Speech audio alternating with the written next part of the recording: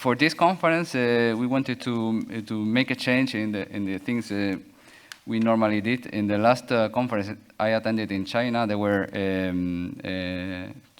4 keynote speakers, and they all were guys. One of them was me. So I decided that it was time to change this, and for this conference we got 5 ladies, 5 other experts that I recognize them as people that really knows about odors. And the first one that I think is an exceptional person working for many, many years in environmental. I have a presentation of Daniela, but I know her since many years. So she's working for the Ministry of Environment, and she's representing. We decided to select one person from each continent, and they told us, what should we speak about? And we told them, listen, why don't you speak about what it is done in your continent in relation to odor management? So Daniela is a professional in the Noise, Light, and Odor Department of the Chilean Ministry of the Environment, and she's also the coordinator for the elaboration of public policies on air quality, and specializes in environmental odor regulation with more than 10 years of experience. Yeah.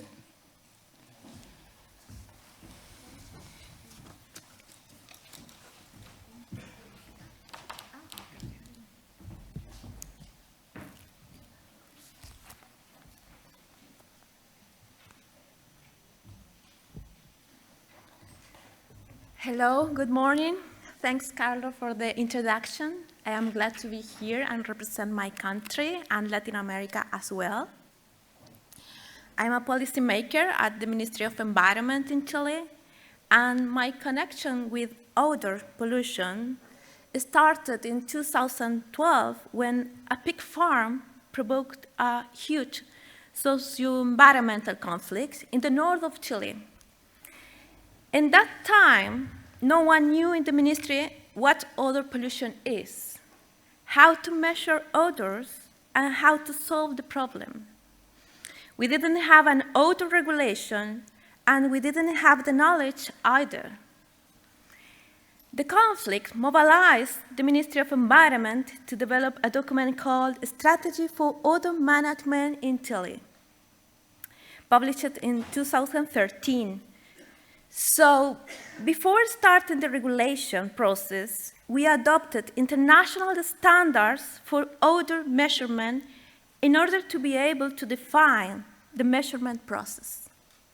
In addition, several studies were carried out in Chile related to the future regulation. For example, studies with the diagnosis about our reality, international backgrounds, and economic and socio-environmental of future regulations.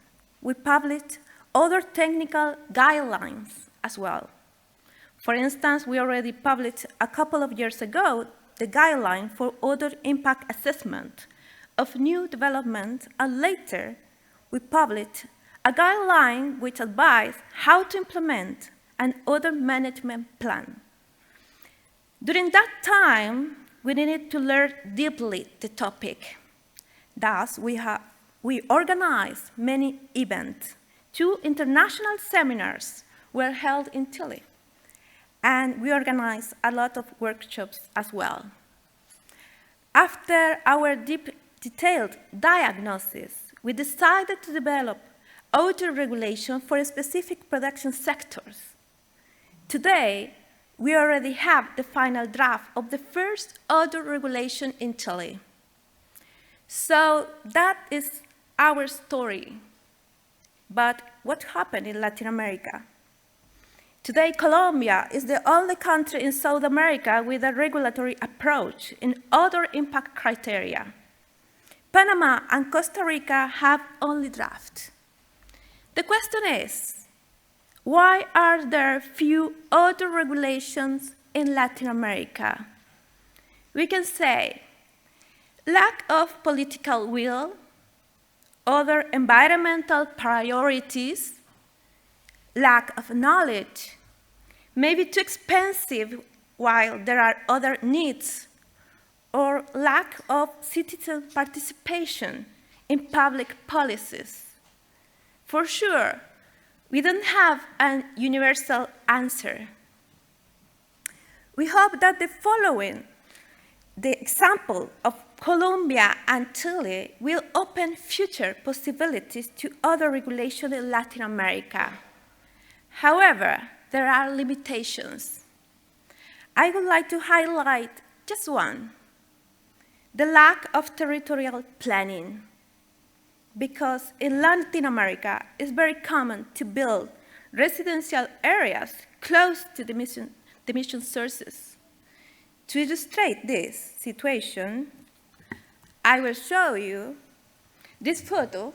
Is the city of Coronel in the south of Chile, and you can see near to the arrows there are 7 industries, fishing industries, inside the city, in an urban area. And the next photo, I don't need to use arrows because you can see clearly where is the industry, where is the community. Therefore, for us, it is difficult to establish an odor impact criteria if the receptors are too close, or even worse, they can be closer year by year because the lack of territorial planning. Taking all this into consideration, the future regulation in Latin America, in my opinion, needs a deep diagnosis, increase the knowledge, and choose a regulatory approach according to the reality of the country. In my experience, I learned in our path toward an odor regulation that odor standard is only part of the solution. It is necessary in Latin America to complement with other actions as well. For instance, implementing odor management in local environmental management of municipalities, empowering citizens as well. Finally, our goal is not just publish an odor regulation. Our goal is to implement effective odor standards according to our reality. And I hope that in the future, probably in upcoming seminars, we can discuss how effective were the regulation in each country.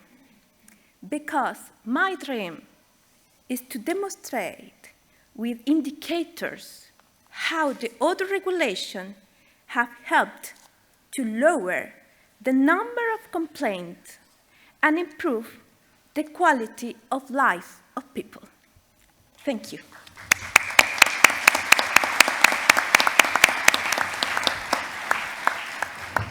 Thank you very much, Daniela, for your presentation.